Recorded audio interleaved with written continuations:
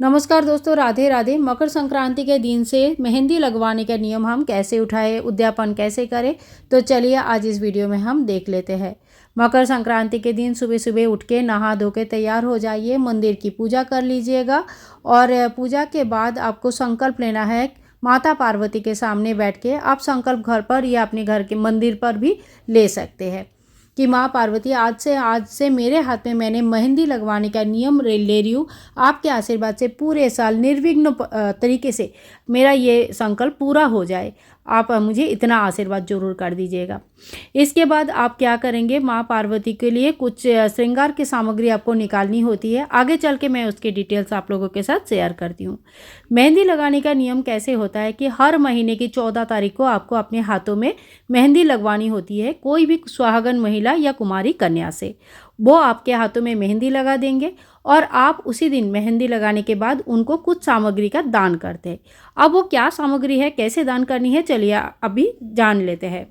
तो सबसे पहले आपने अगर पहले कोई नियम ले रखा है तो उसकी उद्यापन कर दीजिए, फिर नया नियम शुरू कीजिएगा। नहाने के बाद आप एक कोई पात्र ले लीजिएगा। आप चाहे तो स्टील का ले सकते हैं, ऐसे मतलब कोई भी पात्र अगर दान करना चाहते हैं, दान करना बहुत अच्छा रहता है, तो आप इस तरह से कटोरा या स्टील का कोई प्लेट ले सकते हैं। और अगर दान आप नहीं करना चाहते हैं तो कोई भी प्लास्टिक में भर के भी आप सामान को ले जा सकते हैं। सामान में आपको क्या क्या लेना है, एक नया मेहंदी की कुप या कोन ले सकते हैं, या मेहंदी का जो डस्ट पाउडर का जो पैकेट आता है वो भी ले सकते हैं। तो एक मेहंदी आपको लेनी है, साथ में आपको कुछ दक्षिणा लेना है और तिल गुड़ लेनी है। तिल गुड़ के आप लड्डू भी ले सकते हैं, तिलकुट भी ले सकते हैं, मूंगफली भी ले सकते हैं, गजक भी ले सकते हैं। तो इस समय कोई भी मीठा खाने पीने का चीज़ें आपको ले लेनी है।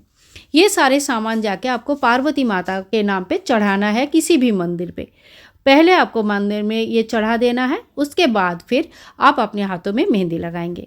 मेहंदी लगाने के बाद मेहंदी कैसे भी लगाना है, एक ही हाथ में या कितना डिज़ाइन का या क्या लिखना है, ये संपूर्ण आपका इच्छा है, आप जैसे भी चाहे उस तरह से कर सकते हैं।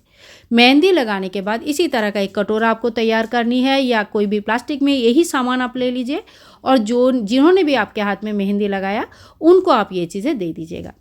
इसी तरह से पूरे साल भर हमें हर महीने की 14 तारीख को अपने हाथों में मेहंदी रचानी है।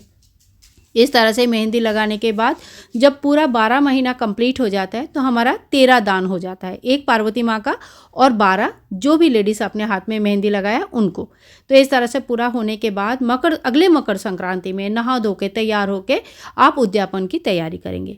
उद्यापन के दिन ये सामान तो आपका रहेगा, जिसमें दक्षिणा, खाने पीने का सामान, तिल गुड़, मेहंदी का कीपी इत्यादि सारे आपका रहेगा। साथ में आप जो भी एक्स्ट्रा दान करना चाहते हैं वो एक्स्ट्रा चीज़ें भी आप ले सकते हैं। साथ ही में आपको एक साड़ी या सूट के पीस ले सकते हैं, ब्लाउज पीस ले सकते हैं, दुपट्टा ले सकते हैं, कोई एक वस्त्र लेनी है।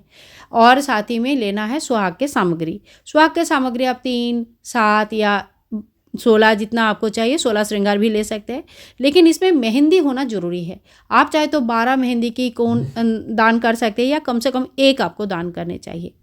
इनके साथ ही आपको थोड़ी सी दक्षिणा रखना चाहिए, क्योंकि कोई भी पूजा में कोई भी कमी जो होता है दक्षिणा उसका पूरा कर देता है।